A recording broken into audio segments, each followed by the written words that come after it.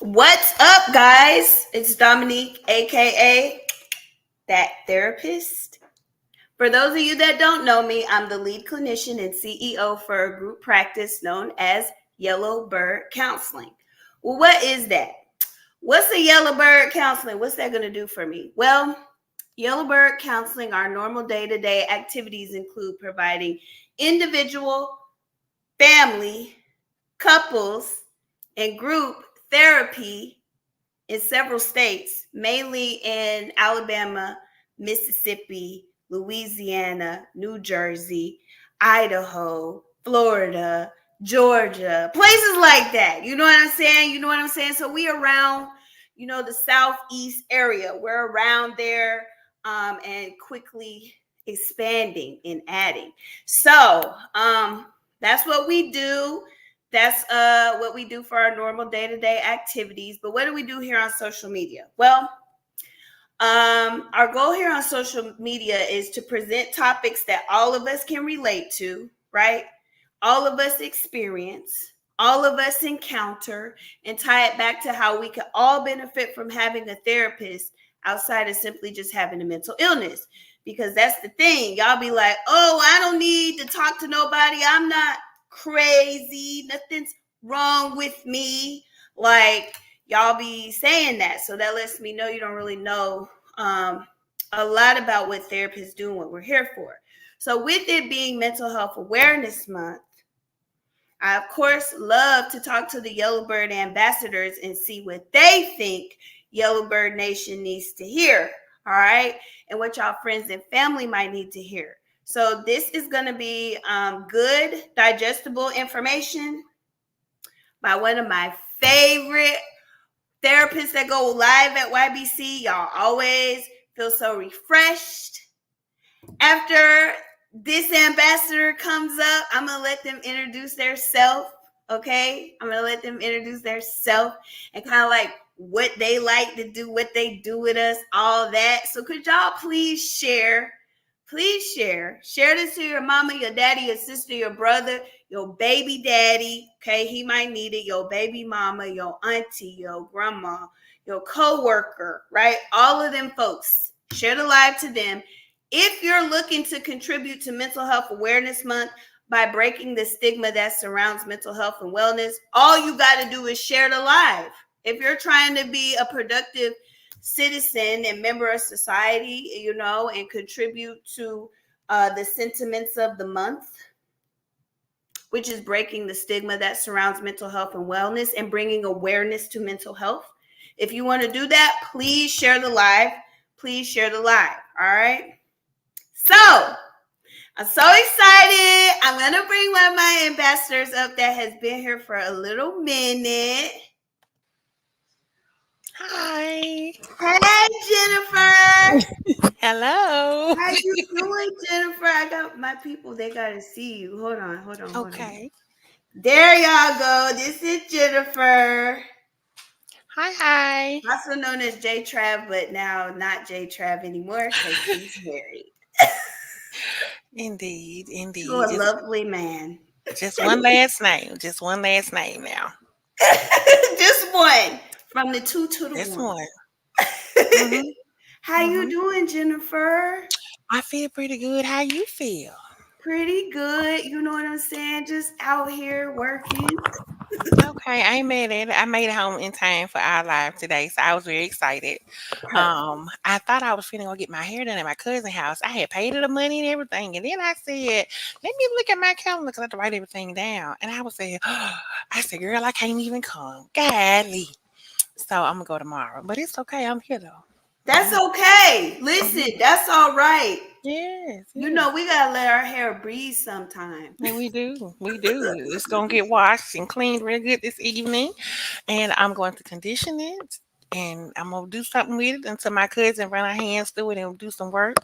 And we're gonna go from there. So yeah. hmm Love it, love it, love it. Yes, yes, Well, yes. tell us, because you were like distress tolerance. And hmm so I always love to ask, just so I know like what's going on or where y'all are thinking. Tell me kind of what brought that to your attention as a need. Well, again, it's one of those things that typically when I volunteer, like to do a live or something, I'm seeing a trend or a theme in the clients that I'm serving or working with. And so a lot of my clients in the past several weeks over the past few months, um, are expressing, some symptoms of, significant stress, anxiety, depression, a combination of things, grief. And so a lot of times when they are expressing those things, like they're like, I don't know what to do about this. Like, I can't really shake it. I don't know how to either connect or disconnect or take a break from the emotions that I feel. And so sometimes, as life can be, things can tend to domino or they pile up. And so we find ourselves oftentimes in a lot of mental and emotional distress or anguish. And it feels really, really hard to get out of or navigate. And so that's what was really motivating me to present, offer to present this subject today. So that's where my motivation came from, actually, my clients and what their needs have been. So, yeah.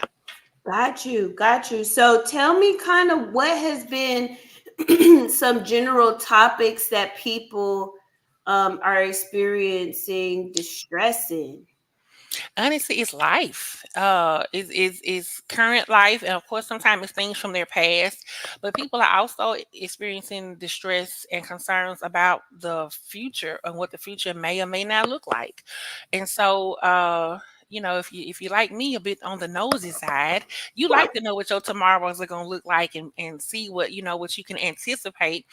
But, I don't know anybody personally who has a crystal ball that works so that you can see what the tomorrows and what your life will look like, career wise, professionally, spiritually, mentally, physically. Like, we just don't get to know. And so that can cause a lot of significant distress because sometimes we just find ourselves feeling kind of monotonous. Like, life is just life. It's the same old thing every single day.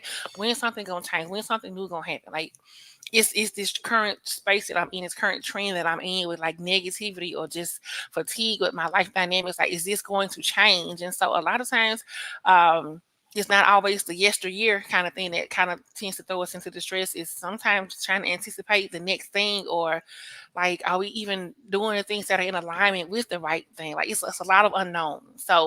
Um, so that's some of the common things that I'm seeing my clients that are like having issues with. And some of them, aside from worrying about future things, are also dealing with a lot of heavy things like in the now.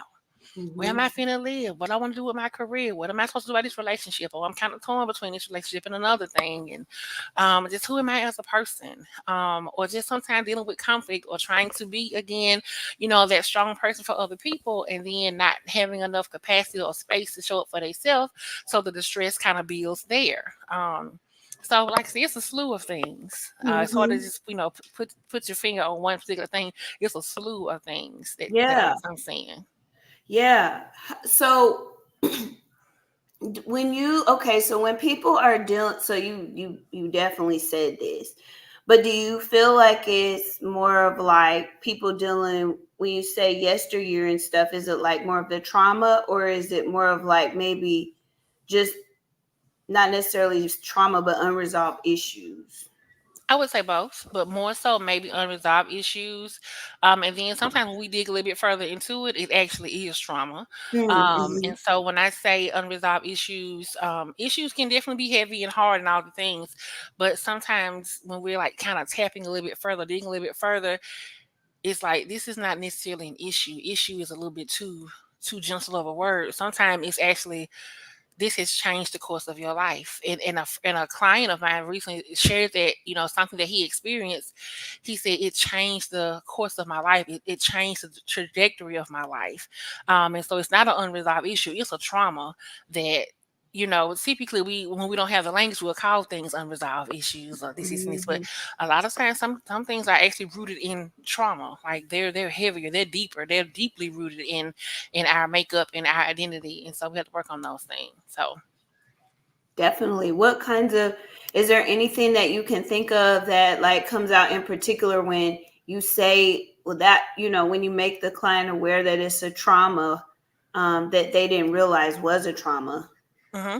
So, say for example, I'm seeing a person who expresses like I'm in a committed relationship. I love the person that I'm with, but um, I'm struggling with like being present during times of intimacy. I'm Mm-hmm, mm-hmm. struggling to stay present to, maintain that link. Like before, during, and after, I'm kind of having issues with like staying in the moment. I'm kind of flashing back to something that happened, and I'm trying to kind of keep my head in the game in a sense. Well, when we kind of talked about like where some of that was coming from or what previous experiences may be contributing to, that disconnect or that inability to stay in the moment with their partner, it came out that this person, had an unwanted sexual experience with two chicks that were supposed to be like homegirls. And so, because of that, and talking more about it, the person initially was just like, it was really messed up thing that happened, and I forgave the person for it, and but I don't know why I'm still struggling. And so we have done some digging over the past few years about that, and it wasn't just you know, two chicks that had their way with this person. It was the way that it was done. It was the stigma of being a man, being sexually assaulted, and then having to figure out how to exist in a world that tells men and women throwing themselves at you, like, what you complaining about? What Right. is a no to two chicks who just like, yes, I want to be with you. I want to smash. Like, what is a no to that? Um, and so societal wise, he has, had to carry the hurt, harm, and the hurt and shame behind it because he didn't really have a safe outlet to say those things, to share those things, or even to report those people. And so again, it wasn't just unresolved issues about like I'm having trouble performing sometimes because something really bad happened to me, but I forgave the people for it. It's like actually recently after 2+ years of meeting, this person literally said, I gotta be honest, like this literally has changed my life. It has changed who I am. It has changed me in ways that I can't fix. I don't know how to undo this. It's like a permanent thing that has happened and it's still there. I think about it. I'm rehashing it. Anything that comes to sex at certain times, like, I can't. I can't. Mm-hmm, I'm mm-hmm. messed up. And so, again, an unresolved issue seemed like, well, do we need to talk to these people? Do you feel like you want to have a conversation with them to get some closure or to hold them accountable, to tell them how that makes you feel? That's more so along the lines of like dialogue about an unresolved issue. Mm-hmm, mm-hmm. Maybe seeking some kind of closure or answers for something. But like I said, as we continue to kind of dig and process more over the course of our sessions, it was, yeah, this is more deeply rooted. This is not just I need to have a conversation with you about something you did. It's more so like it's been years since I saw you, had any contact with y'all, but I'm in a committed relationship that I want to continue to be in, but I am struggling to show up in this space because of something that was done to me by y'all, and I'm still struggling with it. It's not a memory. It's not like a thing of just, oh, I had this random recollection or something. It's there. It shows up. It's rearing its head. It's very visceral for this person when they are trying to make those intimate connections with their current significant other. Yeah. And that I asked that because I know a lot of people, I know in my own sessions where when I'm doing their biopsychosocial assessment, and for y'all that don't really know what that is, it's like, getting all your historical, biological, social, and psychological information. Okay. We call it a biopsychosocial in short. Um, and they, at that point, then they realize, oh man, I was, um, I was traumatized and I didn't even know it. They don't even know it until then. And Mm-hmm. that causes a lot of distress as well. So we may even have to work on regulating um in the moment what they Mm-hmm. just became aware of. And so that's why I be telling y'all on social media why y'all be trying to unpack people's stuff publicly.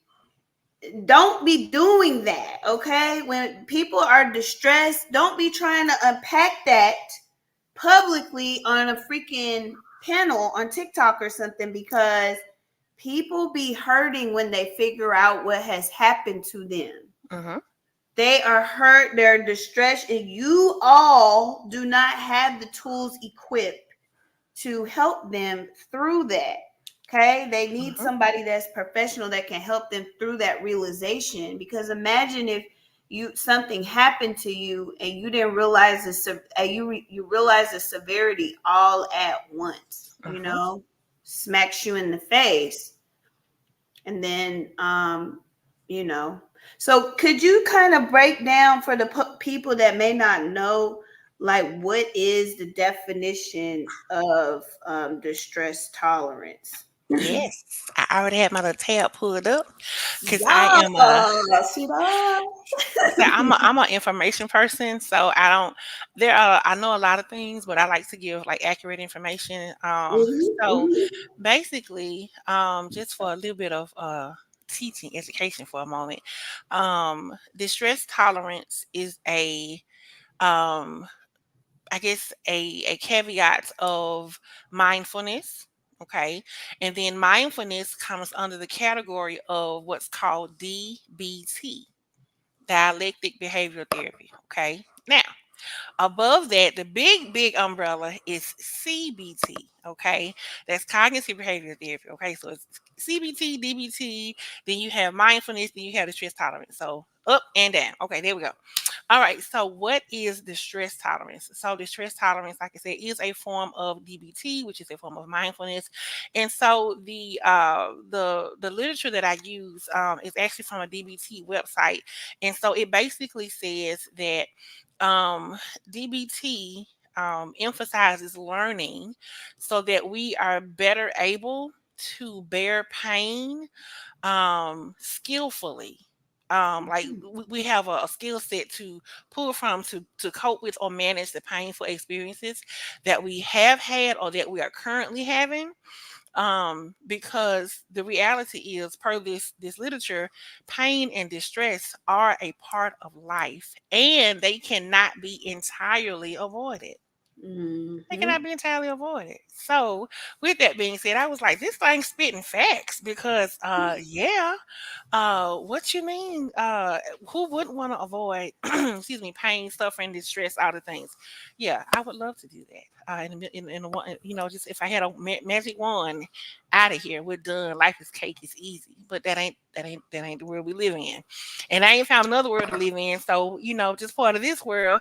That's where we are. So with that being said, um tolerance, according to this literature, goes on to say tolerance is necessary, um, because if not, impulsive behavior would start to interfere. Okay, mhm. impulsive behavior would start to interfere. I Okay. think you need to pause for that one, y'all, Hmm. because that was a word right there. Hmm. Say Impulsive it behavior. again, Jen. So if we're not careful of managing our behaviors and having a tolerance for distress, impulsive behavior will start to interfere with our daily lives, our functioning, all that stuff. And I don't think many of us are void of impulsivity. Some of us may have a better skill set or a tendency to kind of catch ourselves before we act out or speak out of turn or do something on impulse. But the reality is, we all got it in us to be impulsive, especially if we are in a state of distress or chronic distress, being like it's just ongoing, right? And so I tell people, I am a firm believer that as human beings, which is what we all are first, as human beings, we ain't really equipped for long term suffering. That ain't Mm-mm. really, and with the creation of microwaves, we ain't even used to heating up stuff in the microwave. That's even distressful. Having to put stuff in the oven and let it heat up. Like now, here a whole microwave quickly. I want this done faster than later. And so our psyche is more so like that. If there is going to be distress, issues, pain, suffering, stuff, if we gotta handle it, I just want to get it over with quick, real quick. Get out of here. I'm done. Oh, that was messed up. Let's move on. Like, but that's not. always how that tends to pan out. And so, because we're really honestly not equipped as human beings to sit in discomfort or distress for extended periods of time, and every person's bandwidth for distress is not the same.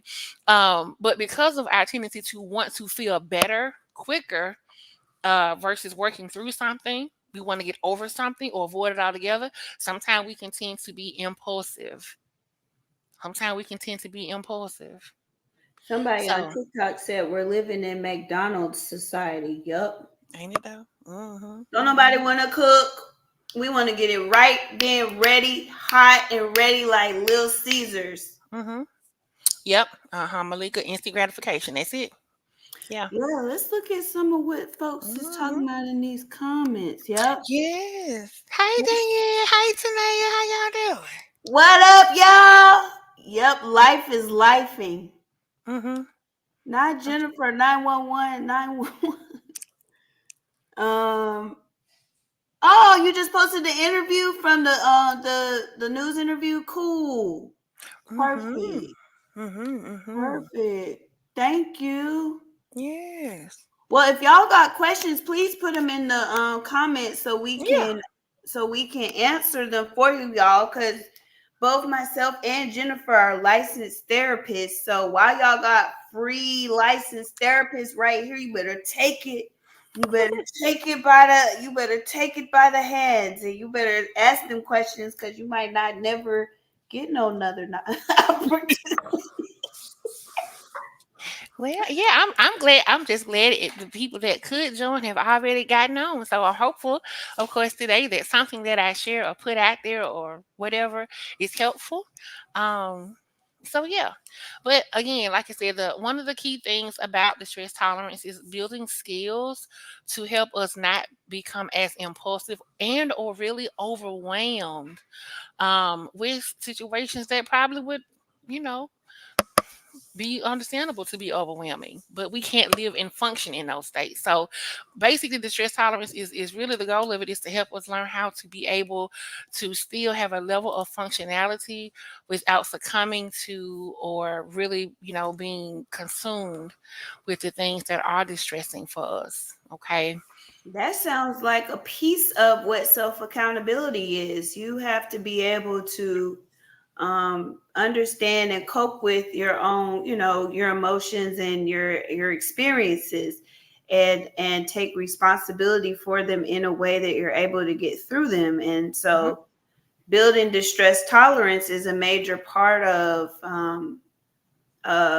self accountability. And y'all that saw my video on self accountability, y'all know what I'm talking about. So I really think this goes real well with that. Um, what are some of the challenges that you see people encountering when they start their treatment plan of building distress tolerance? So one of the things, and I want to share my screen because I'm a visual person. Yeah, share that Um, screen. Jennifer be having so let me see. handouts. I Hold think on. you should just be able. Okay, wait, this. Hold on, y'all. I got to see. Let me see. Boop this. And Ooh. then, is it this to boop? Yay! Okay. Let me know if y'all can see my screen. What do I got to do something? I might have to hold on. I might have to. Yeah, there we go. Can you see it? Yes. Yay! Okay. So, with the stress tolerance skills, this little part up here, this little box, this little part right here. Okay. So basically what the stress tolerance wants us to do, and I'll answer your question in just a second, but what the stress tolerance skills is striving to teach us is that pain plus non-acceptance typically leads to suffering. Okay. My painful experience, I can't accept this, I'm suffering. Okay, I don't have a skill in place where the non-acceptance is. That's where your skill would go. So I don't have a skill in place to help with this pain, so I am suffering. Okay.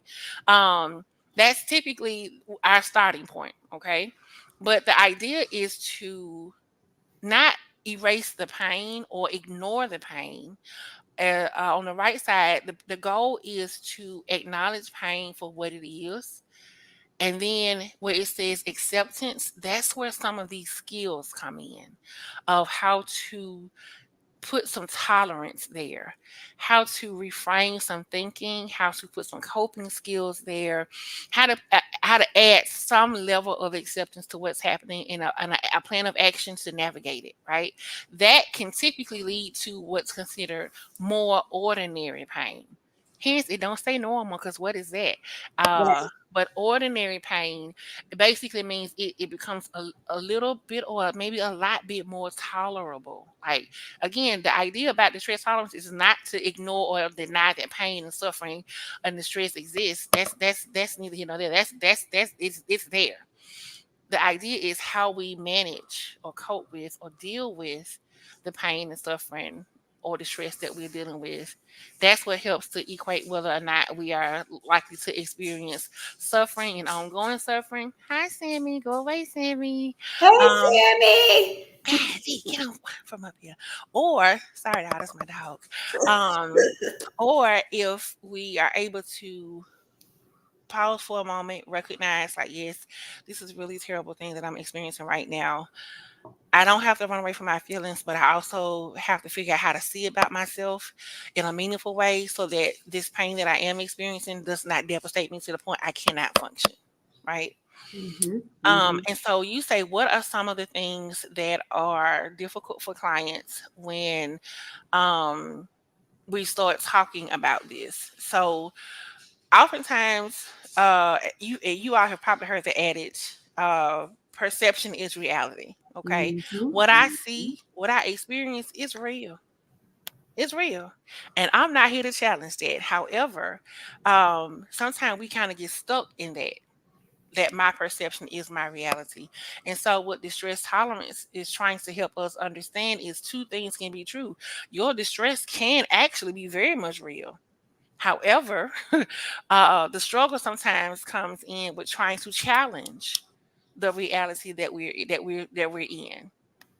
Again, it's not about eliminating or saying that there is no pain. It's more so like if there is an experience of grief, right?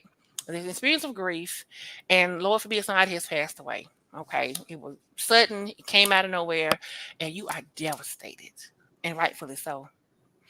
Initially, that pain can feel insurmountable. Like, I don't know how I'm gonna come out of this. I can't see beyond it. I can't think beyond it. I'm at it. There is pain, and I have no way to manage or fully wrap my mind around what this is. That's kind of looking at that first side of that little Yep. image about the pain plus no acceptance equals suffering. Mm-hmm. So with distress tolerance, the idea would be in the same example of grief, or maybe someone has passed away. We don't deny the person has passed away. We don't deny the grief. We don't deny the pain. However, we benefit to a degree of giving ourselves space to feel our feelings. But then some of the skills come in to say, I know I can't stay here. I know I can't stay here because I won't. Honestly, depending on what it is, I ain't gonna survive if I keep staying in this spot. I will not. And it's not a thing of like, oh, this person finna hurt themselves, take themselves out the game. Sometimes it's literally like, sometimes there is so much distress in life, it breaks our mind, it breaks our spirit. There are other ways to be broken and feel like you cannot make it. And so sometimes when I'm introducing this intervention to my clients, sometimes it's hard for them to see beyond where they already are. So sometimes it's hard to basically, to answer your question, Dominique, it's hard to get them to believe that this is something that may actually work. That may be something that they can navigate through and come through on the other side of it. Yep. Yep. And that's where, because that's where we sometimes. Well, let you tell me how, because that is a hard wall, Mhm. and it sometimes becomes our job as a therapist to really like help kind of guide them through that darkness to see that hope that it could work. Mhm. So what are some things that you kind of do to help them start believing in the process? So I am a therapist, and those of you that have worked with me like individually, many of my clients know that I don't mind sharing certain aspects of me to help bring something home. If it's relative to what we're talking about. And so I was telling someone earlier today. about an experience with someone from my past. This was an ex, and we were talking about the concept of closure, because for me and this person there was years of just wanting things to work out, but it didn't work out, but I couldn't understand why it couldn't work out. It's just a lot of just back and forth, and I felt yo-yoed, kind of played with. Um, but I felt like I was a cool girl. I was a good chick, and he seemed like a good dude, but I could not understand why it just wouldn't work. I just couldn't understand why it couldn't work. So nevertheless, years go by and there's this yo-yoing thing going on, on this person's side. And I'm willingly being a yo-yo. Just hey, if you reel me back in, okay, maybe this time it'll work. What I didn't realize though is it was causing me really significant distress and emotional relationship trauma of being kind of toyed with or dealing with a person who's really, really uncertain. Nevertheless, the point of that little story that I was sharing with this person today was,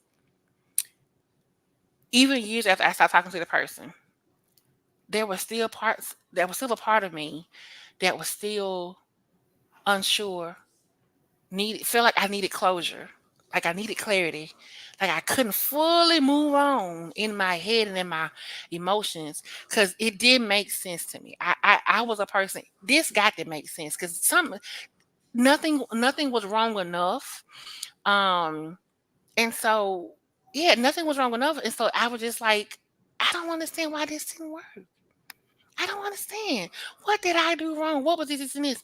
And so basically, in terms of how I introduce distress tolerance regarding something like relationship trauma, is the one that just talks about the accepts, one of the skills, um, about learning how to accept that sometimes things just are what they are. Mhm. Things are literally, sometimes it is what it is. Ain't no way around it. Ain't no cute way to deal with it. There's no there won't always be opportunity to go back and have a conversation and be like, so tell me, what was it about me that was not just good enough to be with you and you wanted to, like, sometimes you will not get the luxury to have a conversation to give you closure, and you will stay in distress if you cannot accept, even in your pain and your confusion, if you cannot accept that sometimes I just can't wait to be here waiting on somebody else to help me. I can't wait on that. And so that's one of the skills of DBT and of distress tolerance, is sometimes just calling a spade a spade. This person didn't want to be with me. I didn't need to be with this person. I don't get have an answer. That's gonna have to be okay.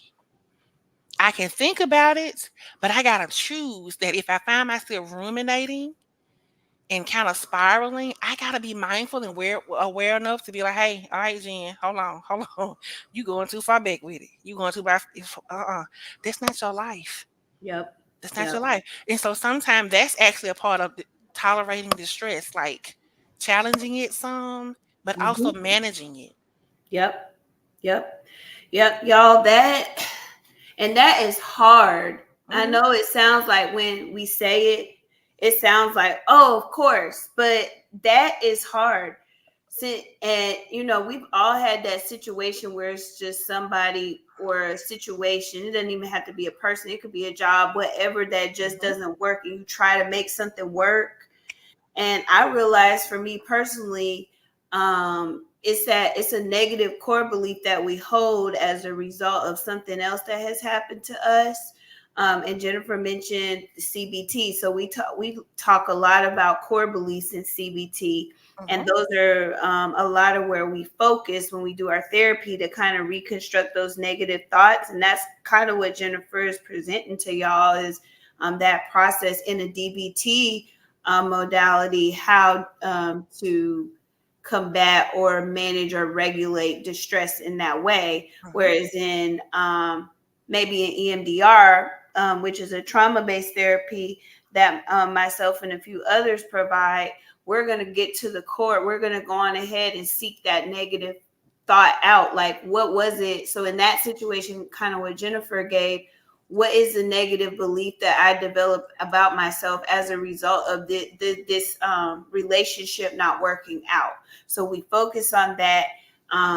we get the details of that so that we're able to desensitize that situation, and then we install a positive belief to believe in its place. So it's so when you think back on whatever that situation is, you have a different perspective. It's still the same memory, that everything still unfolded the way that it did, but you have a different perspective and you're able to move into that space of acceptance a little better. So yeah, so different, just to kind of give y'all an idea of different modalities. Jennifer's telling y'all more about DBT, and then I just shared a little bit about how that same situation may be handled with EMDR. So y'all are aware of that. Very good. Go ahead, Jennifer. And then I see a comment from Sharon from Facebook that's saying that, you know, in that moment you find yourself sitting in a negative situation and coping. And coping is hard to focus on. And it absolutely is. And so this is exactly why it is difficult as a starting point to use or introduce distress tolerance, because again, it's hard to see beyond what we're currently in. It's hard to see Yep. beyond the wall of pain or distress or whatever the case may be. It's hard to see beyond that, especially if it's something that again has been chronic, ongoing, or there are patterns that look the same or look similar, or a number of dynamics could, you know, play a role in it. So you're exactly right, Sharon. That is a big part of like why distress tolerance is sometimes difficult to introduce and accept, because but no, but this is what my life is like. This is what it's been like. This is it, and it's like I'm not gonna ever deny or deny the legitimacy of an experience, but we can't stay stuck here forever Right. unless you want to. And again, again that's a choice. But I'm just saying, therapeutically, I want to help you try to see if we can navigate beyond it. Right. And you said if we stay there, that's where that impulsive behavior comes. Hmm. And that impulsive behavior could cause us risk that could negatively contribute to our livelihood, our health, our employment, Yeah. our marriage, Hmm. all sort of stuff. So Yep. y'all better take heed to what Jennifer is telling you. She literally said, not learning how to manage that, basically getting in therapy and getting somebody to help you with tolerating distress, you're going to create a world of issue for yourself, because you're going to be more likely to not think decisions through and be more Hmm. impulsive about it. Hmm. Hmm. And Yeah. one of the things that I encourage my clients to keep in mind is with distress tolerance, just like any other intervention or anything of that nature, I think it's important to be mindful of how much compassion you would really need to have for yourself, because say for example you are okay, you're making some movement, we got some momentum going, we're doing the distress tolerance skills and you're reporting back, and this was good, I'm feeling better, I'm feeling improved, and then life again happens, throw you a curveball you was not prepared to catch, and you're re-triggered in some capacity, and you find yourself reverting back to an old behavior or an old belief or another kind of stuck place. Um, and it's like, well, that stuff seemed like it was working, but it don't work for everything. So I guess I'm gonna just, because again, like Sharon said, we get so used to something, even sometimes chaos seems normal, our Ooh, norm. you better say that. So, so we really, Jennifer does sermonettes, everyone. that's Drop what your I money in the collection plate, please. That's what I be calling them in my sessions. I'd be like, okay, well, I'm feeling my little That's 7 minute. where My I bad. got it from. Hmm. That's Hmm. you Hmm. told me the last time you went live. So y'all Hmm. listen to the sermonettes. Yeah, they free. I don't need that. It's just throwing it out there. I'm a little church girl, so that's all right. You know, it's all right. A little word won't hurt nobody. Right, Um, never.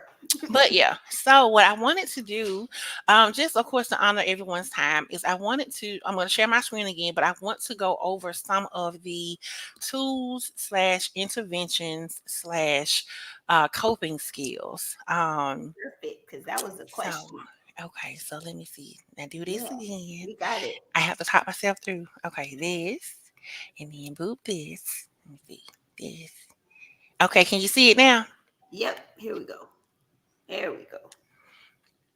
All right. So what this before I kind of go into the different kinds, so they're all on the left hand side, just some different types. But before I get into those real quick, I want to share a little bit of this dialogue from this literature. And it basically says that the stress tolerance skills, they are meant to help us survive crisis. But I wish they had put that in all caps and Right. bold and underlined it. Uh but they need to typically be practiced before a crisis occurs. Now, Hmm. I say this because typically when we are in a neutral, calmer state, information that is helpful to us or just information in general, it sticks better. I can hold on to information. My capacity for new information is a little bit better, right?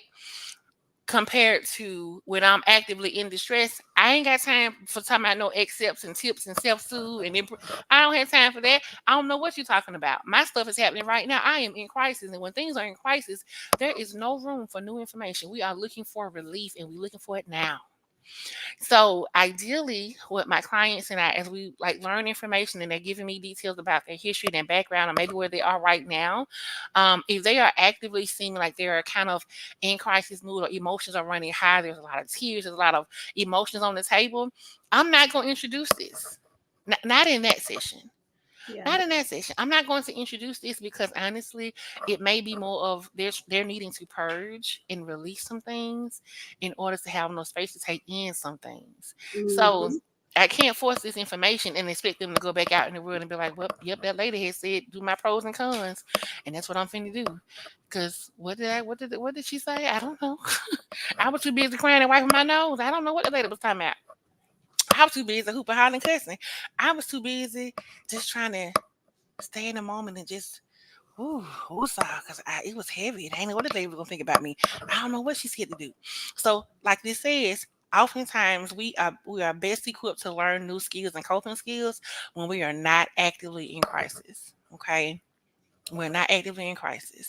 So if your house on fire, this is not the best time to be talking about, well, this is how you bake a cake. Right. No. What? I gotta get It's out of not gonna here. be the time to do the slow, controlled, deep breaths right then. Mm-mm. No, no. I gotta get out of here. I'm in crisis. It's bad, but this joint on fire. What you mean? Mop this cake. I don't have time for that. No. So typically, if I'm seeing a client and they are, in a crisis or their emotions are running pretty high and it's significantly on display, or or I can just kind of tell, or they just report it's a lot right now, and it's just a lot, right? I will say before the conclusion of a session, next time we get together, if the time is appropriate and permits, I would like to maybe revisit some of the things we talked about today so that we can work on some coping skills or some tools to help navigate these things, right? So this goes on to say that these skills can be helpful when we cannot sort out our own emotions. Okay. Sometimes we feel stuff and we can be like, okay, Steph, hey, listen, this what it is, this what it like, this what we need to do. I need a massage, I need to go get a pedicure, I need to go read a book, I want to talk on the phone to somebody, I need some quiet time, I need a nap. Like sometimes it works out that way and you are able to engage in a form of self-soothing or de-escalating your emotions or just navigating through them, and then you just keep it pushing. This is not always the case though, as those of you may know, because everything that we deal with may not be as simple as a quick, little fix, right? Now, this said these skills of distress tolerance, they are to be used when a crisis cannot be avoided. Cannot be avoided, okay? And so another key thing here that I wish was highlighted is this: an important concept of acceptance is acceptance of reality. So again, just reiterating my point about we are not trying to deny the reality of a situation. That helps nobody. That helps nobody, because what I don't want to encourage is disassociating. Right. I don't want to Definitely. encourage disassociating. Um, we don't want to do that, and I definitely don't want to help anybody disassociate to the point where now they kind of in a delusion. Because now we going Mhm. on another rabbit hole that's hard to come out of. So no, we're not trying to do that. So again, the stress tolerance is not an ignorance, turning a blind eye, or a denial of reality. Okay.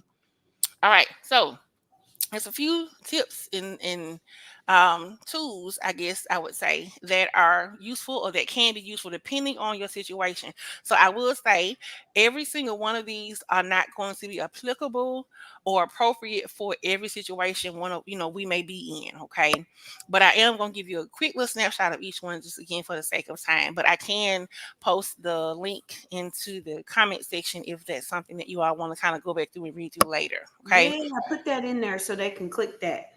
Okay, will do. All right. So, with the first type of distress tolerance tool or skill, this is an acronym. It says ACCEPTS, ACCEPTS. Okay.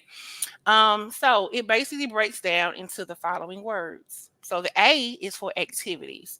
Basically, this is just wanting you to maybe focus your attention on a task you need to get done. Okay. Kind of a healthy distraction to get your mind focused on something else. Because honestly, sometimes sitting in your thoughts too long about something, it just can agitate and worsen distress. Okay. Again, it's not a denial of something. It's taking a break from it, to be honest. Okay. The first C is contributions. Again, another way to redirect some of the nervous energy or to take a break from your actual reality. Not a full break, like you never come back, but just a break.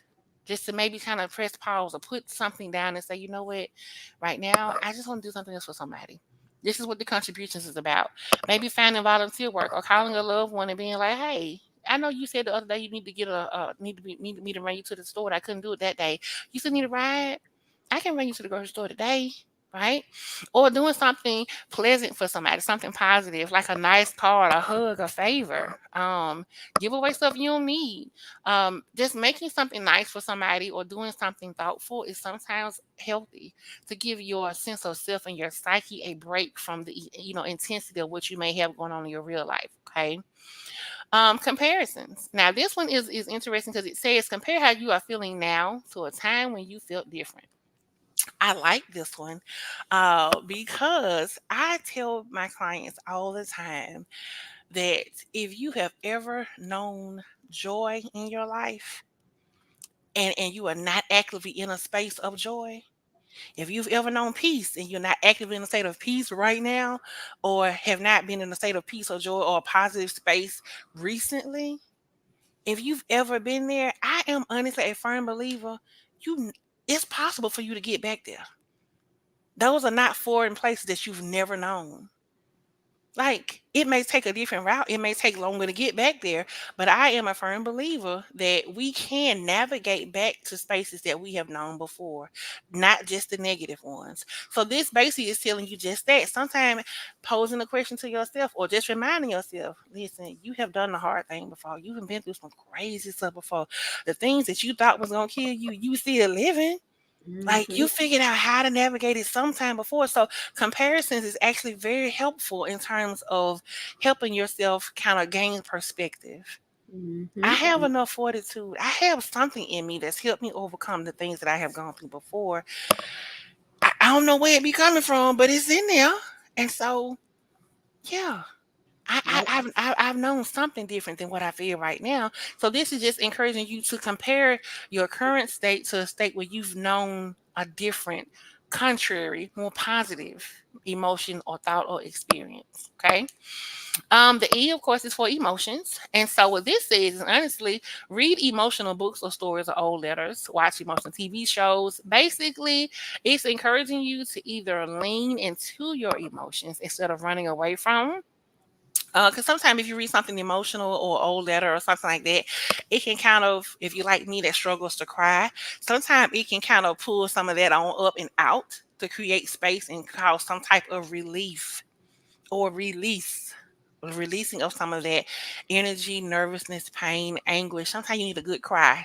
But again, like I said, if you're like me and you struggle to do that, sometimes I have to have a little motivation to get some of that stuff on out of there.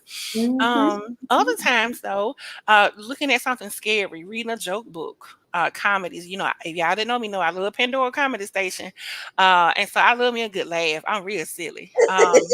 And so sometimes listen to religious music or soothing music. I love me some Jesus and I love me some NDRB, Jill Scott, Ari Lennox. I mean, I love me some Raheem Devon. That's my man anyway.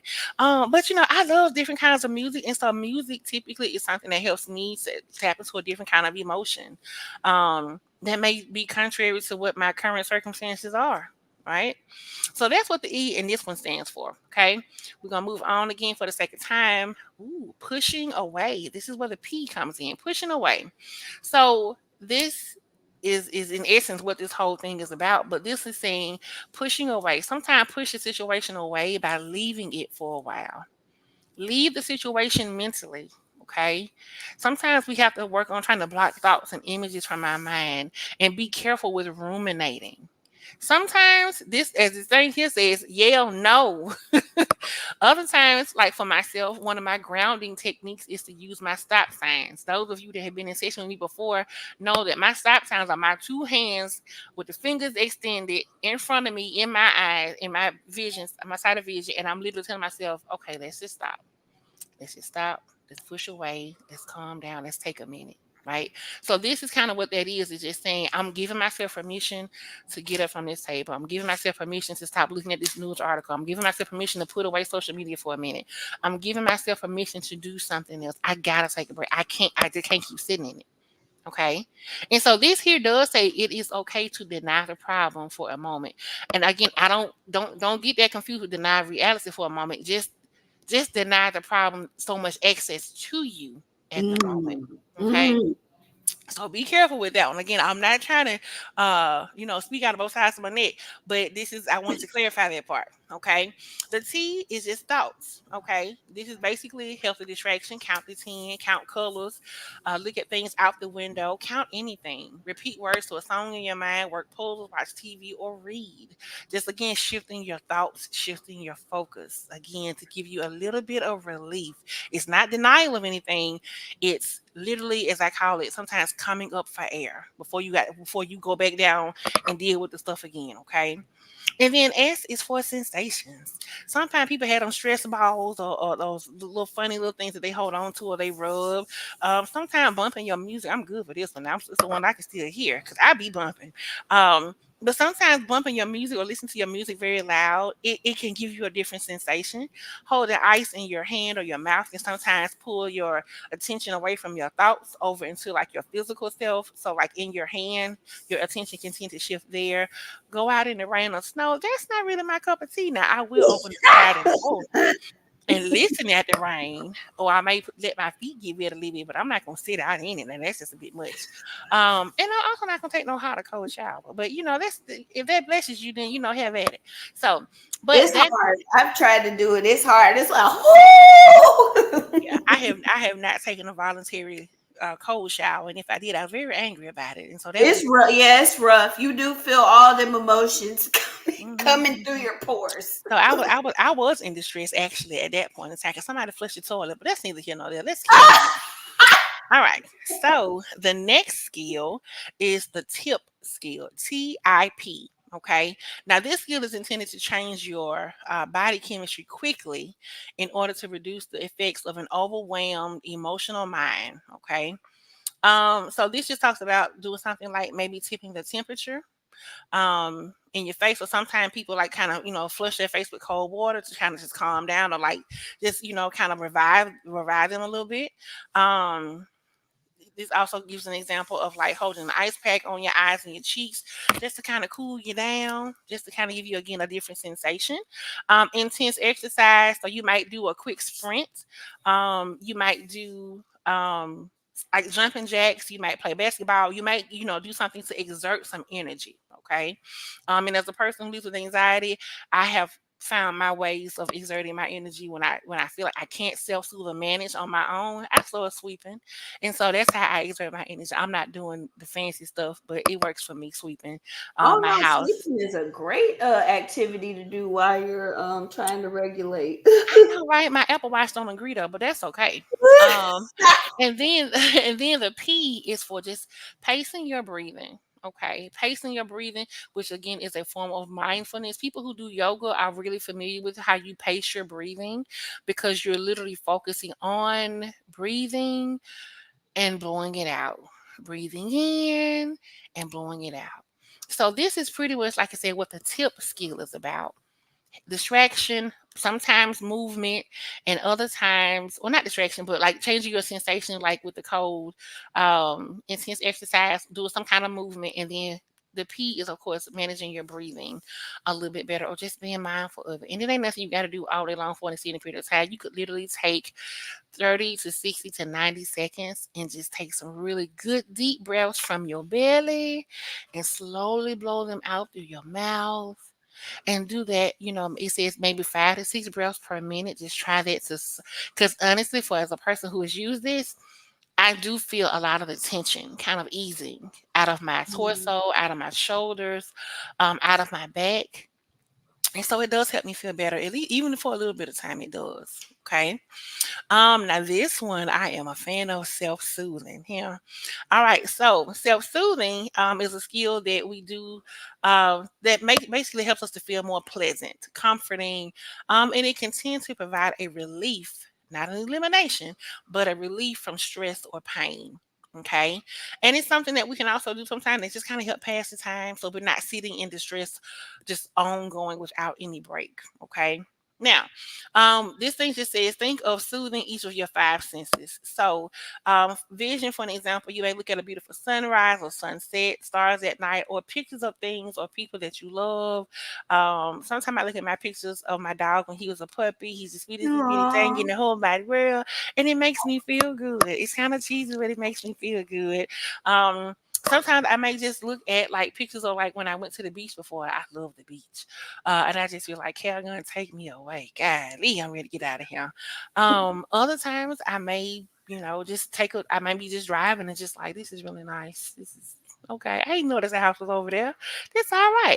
So sometimes basically kind of again shifting your focus or just kind of doing something that is a little bit more soothing for you. Okay. Hearing, of course, is another one of our senses. And so of course it goes back to that listening to music. Um, and sometimes it's not just music. Sometimes it's the quiet, it's the breeze, it's birds, it's waves of water. Like if you ever come to the office, we have our little sound machine, and so I'm either having the babbling brook playing or the one that it's called Summer Night, but I call it crickets. But either way, that's something that tends to kind of soothe, like a soothing kind of background noise. And then the next one just talks about smell. Everybody loves smell something that's refreshing or good, or something that just kind of brings back a little bit of nostalgia. And so sometimes you may find a fragrance that smells good to you, smell a flower or perfume. Now I'm not big on burning wood in the fireplace, but if that lights your fire, then of course have at that. Uh, tasting, eating some of your favorite foods. Yes, yes, yes, yes. I've been on the ice cream kick this week. Me Um, too, Jen. I got some from Dairy Queen in the freezer. mhm. So sometimes you benefit from again self-soothing. It's not gluttony. It's not a thing where you're wallowing, but sometimes what's gonna make you feel good. Now I ain't saying go get all the liquor, and I ain't saying taste all that, and I ain't saying do drugs and get all the reefer, and I ain't saying do all that. What I am saying is just enjoy something that you enjoy, taste worthy. Okay. And of course, you want to do things as if as possible in moderation. And then the last one is just touch. Touch. There are some times when I feel really busy throughout my day and I'm kind of feeling my anxiety trying to peak. I may do something simple like put lotion on my hands. Okay, I may put sanitizer on my hands because it may, because I get mine from Bath and Body Works, so they have all them strong fragrances and stuff. And so sometimes it may give me a sensory smell boost, and it also kind of gives me a soothing touch because I'm rubbing my hands together. Okay. Taking a hot shower or a long bath is something that I think is really nice. Even when you like take your showers, I got me one of those African net things that sometimes can be soothing to exfoliate your Yes, skin. And I enjoy those. That's a little fancy for my blood, but I everybody like it. on them. I don't Hmm have one yet. Now I'm gonna get one. I like it. They ain't worth $4 at Publix or wherever you want to get them from. Really? Yeah. Mm-hmm. I'm gonna get one. But yeah, so these are just some ideas about ways to engage in self-soothing, literally soothing the self, the person. Okay. We're moving on. We're moving on. So the improved skill basically is another acronym similar to accepts and tip. So here we want to do things. By trying to be in the moment. Okay. So what this is we want to use this skill to improve the moment by replacing the immediate event that is causing unpleasant emotion with a more positive act. Okay. So I'm not going to read these word for word, but basically we're looking at imagery, meaning. So trying to find meaning, I guess meaning in what you're doing at the moment. So if you're finding yourself really kind of overwhelmed or in distress, and you find yourself like me sweeping. Sweeping for me is like, oh, burning energy off. But honestly, it cleans my kitchen and it makes my home, my kitchen area anyway, look Mhm. better. And for me, it's like, okay, well, this served a purpose, like a little purpose. You don't Mhm. wear yourself out a little bit from the anxiety, but you also got the kitchen a little bit more clean. Right. So that's just a simple example of sometimes like using the meaning of something that can be helpful. Now, me again, as a churchy girl, as a spiritual person, I do believe in prayer. I do, and so sometimes it's beneficial to me anyway, to engage in prayer. To find a little bit of relief or release of something that may be going on. Relaxation is another thing that's very important. Breathing deeply, taking a hot bath, massage your neck, getting a massage. Um, the next one just talks about the one and just think about one thing at a time. Try to work on improving maybe one thing at a time. Focusing your attention on one thing at a time. Because typically when we're in distress, typically, even if it was one big thing, typically the stress is like a magnet. So it draws in other things for us to get distressed about, and it just kind of piles up. And so sometimes we can just try to focus on one thing at a time. Vacation, I'm always going to be team vacation. So, if you can take a vacation, I encourage that. It even says go to the beach. I hear you talking to me, whoever wrote this little handout. I'm going to the beach soon. And Right. then and then the encouragement, of course, is literally try to say positive things aloud to yourself about yourself. Sometimes literally saying to yourself, there's nothing that you have faced that you have not overcome. That other thing didn't kill you. We're gonna live through this. Sometimes we can be a little edgy. Sometimes we literally tell ourselves, hey, you're gonna have to thug this out. Like, cause this gonna be okay. Like sometimes we benefit from whatever way we, and motivate ourselves kindly. That's the idea here. Okay. All right. So the pros and cons skill is more so literally about um helping us make decisions. Okay. Now we typically do use pros and cons to make decisions, and this can be very helpful when you need to make a decision between two or more options. Now this is useful when you are trying to realize that accepting reality and tolerating distress leads to better outcomes. Okay. Now, one of the things I do want to run through this real quick because it's just three little things. Yeah. Okay. So we want to really try to understand the crisis that we are trying to avoid rather.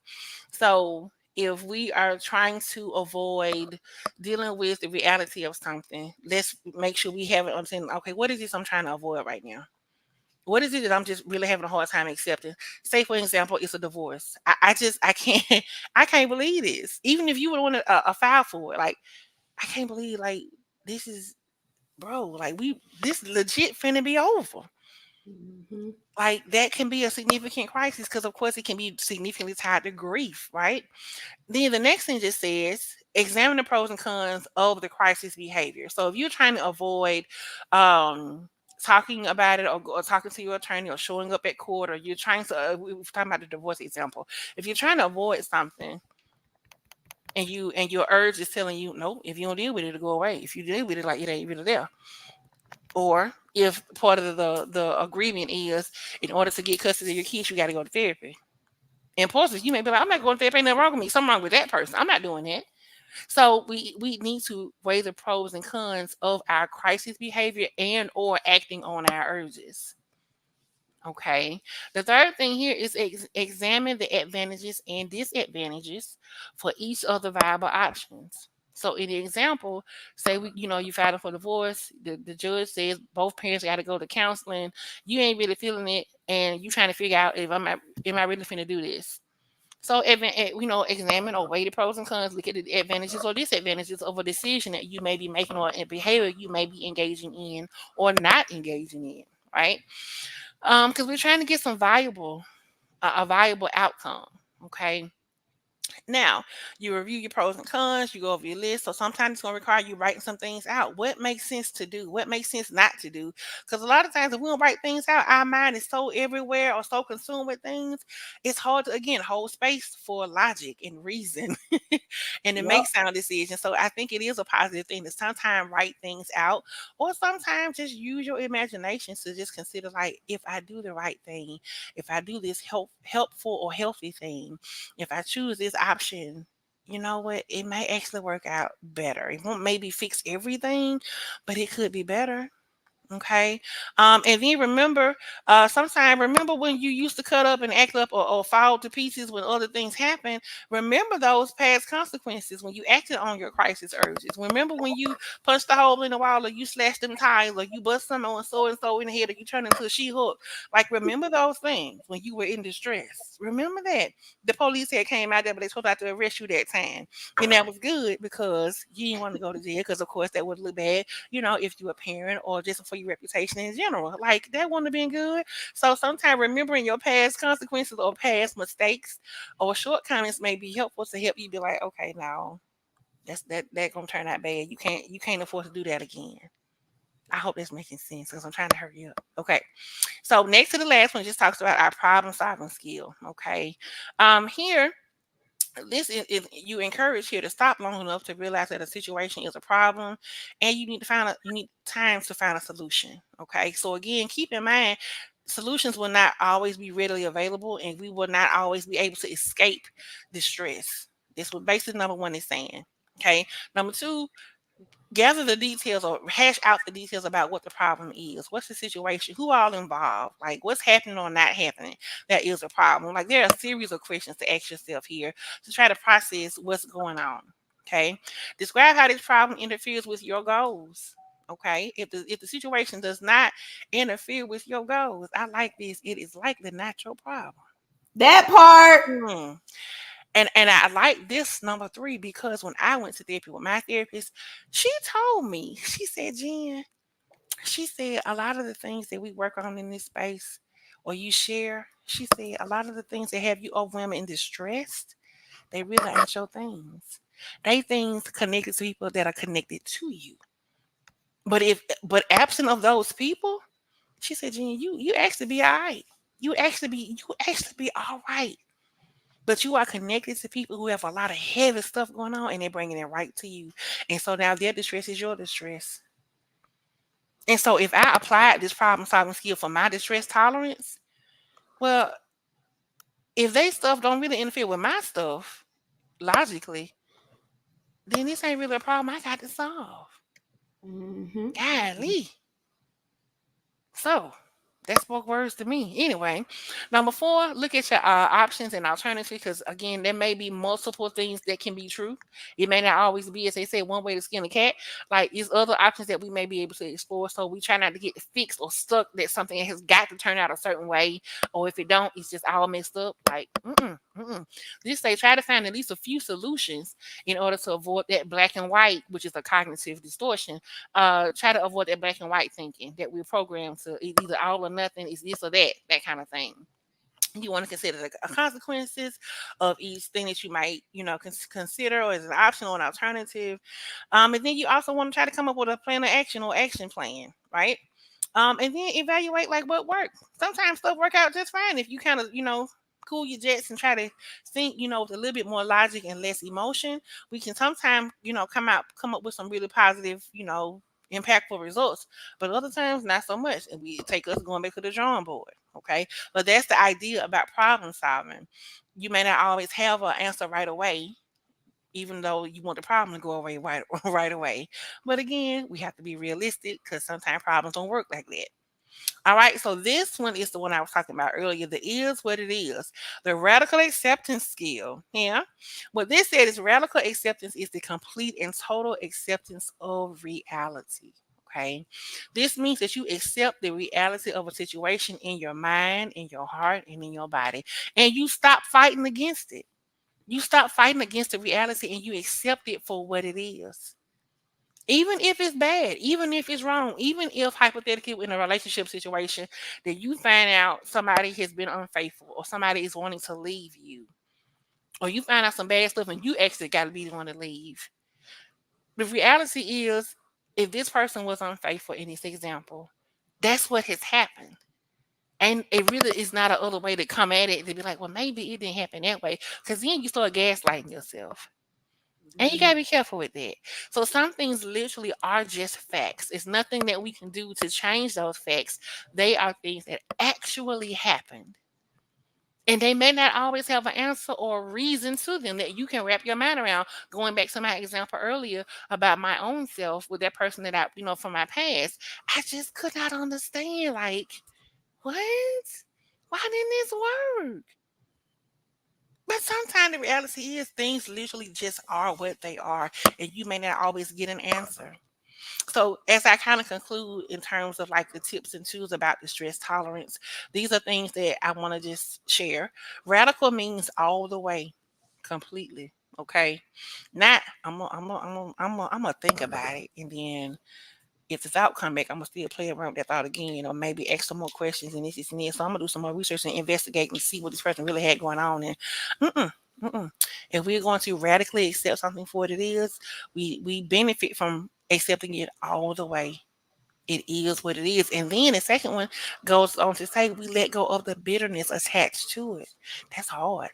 These are not things you do in a blink of an eye. This is a process. Letting go of bitterness is oftentimes a process. The third thing just goes on to say that reality is as it is. Rejecting it does not change it. Oh, I've been there. You hear me? I have been there. People were telling me about people were telling me all kind of things about one of my exes for years, and I would not believe them. For I said, he didn't tell me that. And then some years later, I just had to be like, you know what? Everybody ain't lying.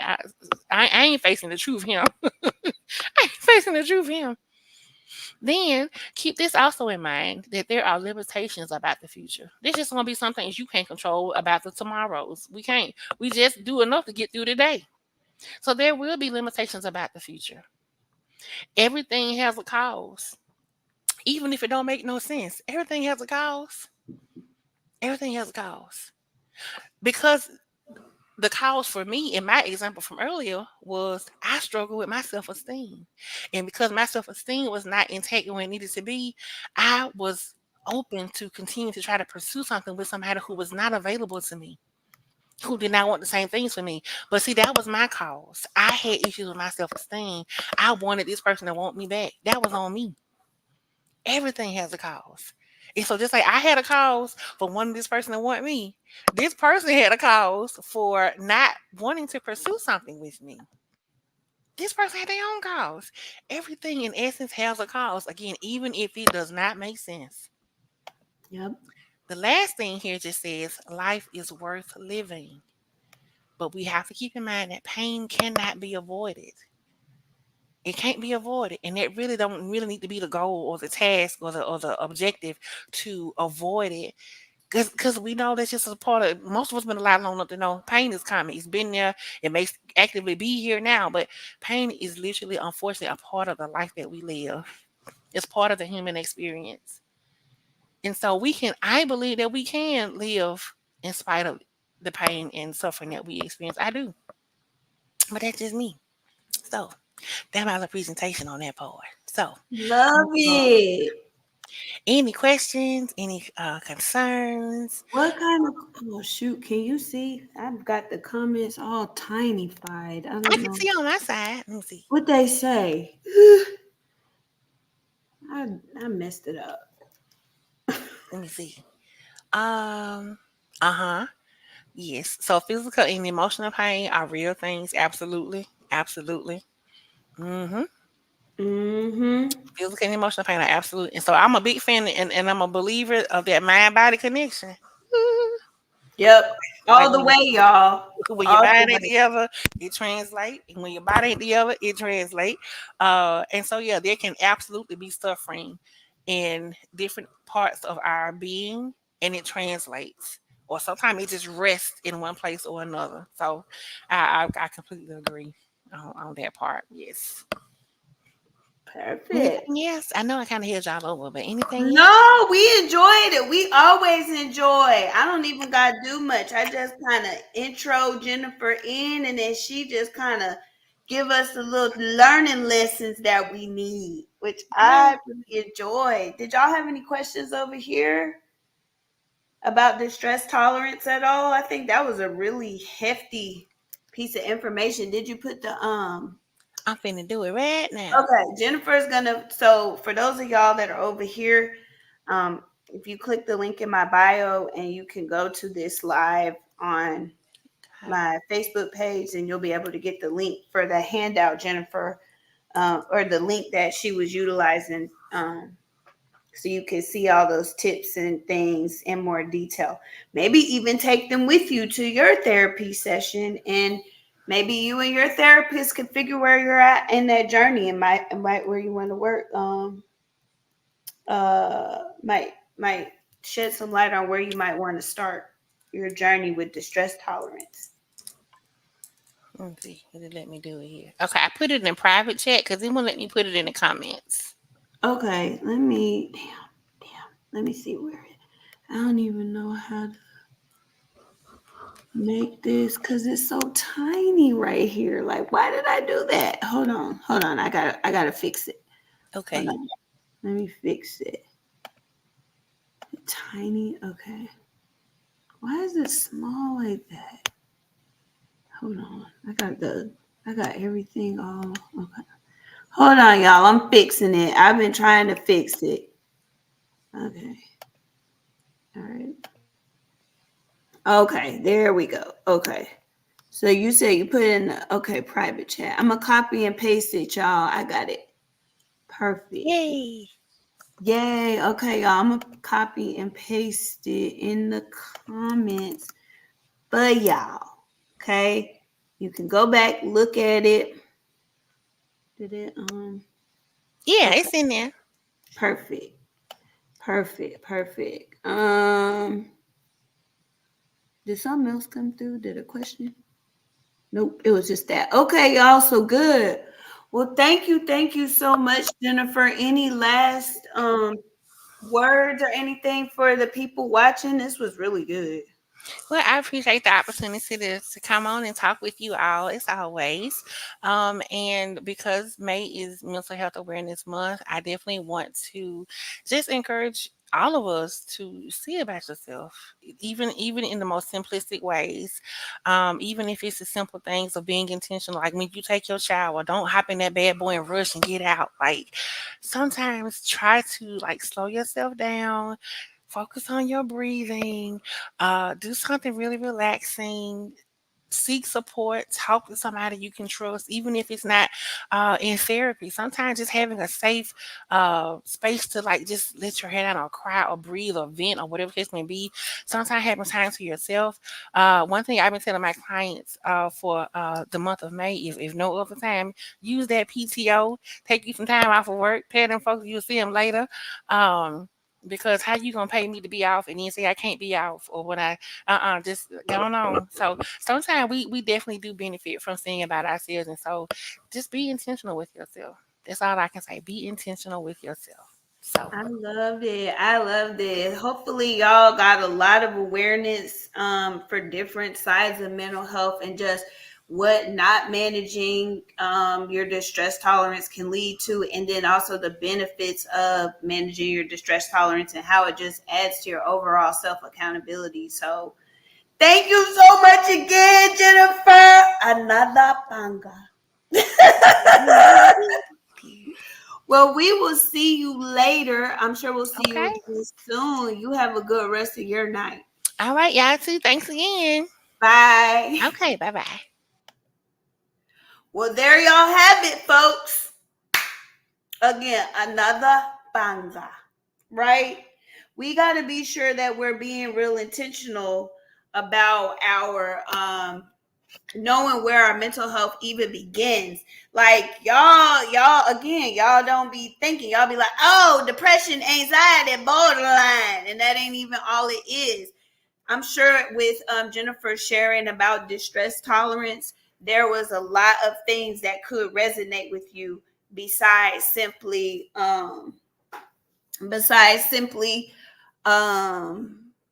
having mental illness, right? There's other things that we struggle with. So being able to endure things that are unavoidable, manage things that are unavoidable, manage our responses to things that are unavoidable is very, very important. I hate how low this is sitting. It's making my head look weird. So, y'all can see my shirt better now. Therapy hit different. Yeah. You can click the link in my bio for this shirt. Definitely, if you're trying to say it with your chest during the rest of Mental Health Awareness Month, listen, we got a entire whole half of the month to go. These come in quick. You can go on and click the link in my bio and take a look at the YBC brand shop, right? And look for a t-shirt for you that makes a mental health statement with your chest. These shirts are designed to start the conversation around mental health and wellness in an effort to break the stigma that surrounds mental health and wellness. So, if you want to make it easy for yourself, go on ahead, grab you up a little shirt, you know what I'm saying? So people can say, oh, therapy hit different. What does that mean? You start the conversation, explain your journey, maybe even help your friend get connected. For our Alabama residents, let me let y'all know. And this, you can also share the link in my bio to friends and family. That's a shareable link. So you can just share that very link to them. Also, here's the number for you to text the word new. For those of y'all over here, if you're trying to make sure you don't miss any Cash App giveaways ever, you might want to text the word live to this number. If you're trying to get therapy services, text the word new. If you don't want to miss the Cash App giveaways, text the word live, and then you'll have notifications for the general giveaways that I do. But also, y'all, if you're trying to get extra access to more giveaways, you want to subscribe to me on TikTok. That's where you want to subscribe. I do subscriber only Cash App giveaways over there. Probably gonna do one in the next couple days here, you know what I'm saying? So you want to go on ahead and get your subscription on TikTok. You can click the link in my bio. You can go to my TikTok link and follow me easy from there. All right, y'all. I'm feeling generous during Mental Health Awareness Month because this is my jam. I even got green hair for it. So y'all know I'm not playing. I do not play about the things I be excited about. I don't want to miss out on my excitement and the fruits of my excitement, if you will, right? So definitely be sure that you're on there. And then you want to keep joining us. I'll have a live on Saturday as well. It's going to be more specific to TikTok stuff. So, you're free to join, but I probably won't be live over here. I'll probably just be live over there, right? So, definitely be sure that you take a screenshot of this if you missed it so that you can share this with friends and family. Yeah, but I'm going to see y'all next week. Y'all have a good weekend and be safe, and I'll see y'all next week.